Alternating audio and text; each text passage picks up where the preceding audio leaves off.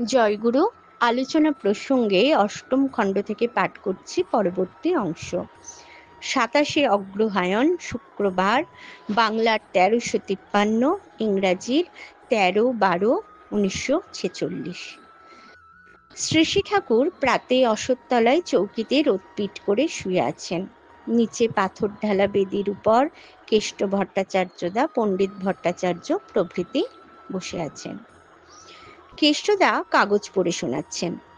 একজন নেতা বর্ণ বিভাগের বিরুদ্ধে বক্তৃতা করেছেন। কেষ্টদা সেইটে পড়ে শোনাচ্ছেন। শ্রী শ্রী ঠাকুর অপ্রসন্ন হয়ে মন্তব্য করলেন, যত সব ইরেশনাল অর্থাৎ অযৌক্তিক কথা। ছাগলের পেটে গরু হয় না, গরুর পেটে ছাগল হয় না। ল্যাংড়া গাছে ফজলি হয় না, ফজলি গাছে ল্যাংড়া হয় না। এসব হলো শত সিদ্ধ কথা। প্রত্যেকেই জানে যে পিতৃপরম্পরাগত বৈশিষ্ট্য ও কুলগত সংস্কারের ছাপ নিয়েই মানুষ জন্মে থাকে। জন্ম বৈশিষ্ট্য অনুযায়ী জাতি বৈশিষ্ট্যের আবির্ভাব হয়। এই অকাট্য ফ্যাক্ট অর্থাৎ তথ্যর বিরুদ্ধে যে এত জেহাদ ঘোষণা করে, তার কারণ তারা ভাবে যে ওইটাকে স্বীকার করলে ডিসইন্টিগ্রেশন অর্থাৎ বিভেদকে প্রশ্রয় দেওয়া হবে।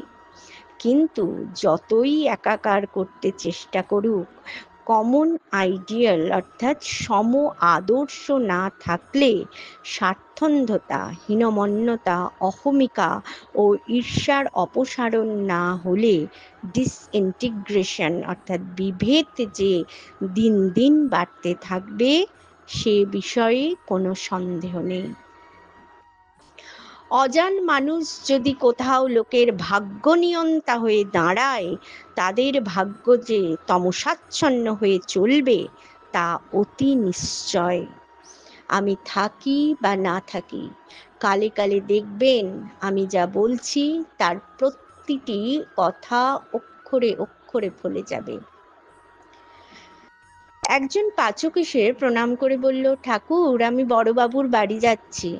শ্রী শ্রী ঠাকুর হেসে বললেন, হ্যাঁ, খুব ভালো, যাও, খুব প্রাণ দিয়ে সেবা করবে সবাইকে। সাহেব আছে, অজয়েব আছে, এমনভাবে সেবা করা লাগে যাতে তোমার মমতা জীবনে কখনো না ভুলতে পারে। সেবা করবি, সঙ্গে সঙ্গে যাজন করবি। ইষ্টভৃতি করিস তো? পাচক, মাইনে না পেলে করতে পারছে না। শ্রী শ্রী ঠাকুর, আগে ওই ব্যবস্থা ঠিক রাখা লাগে। জয় গুরু।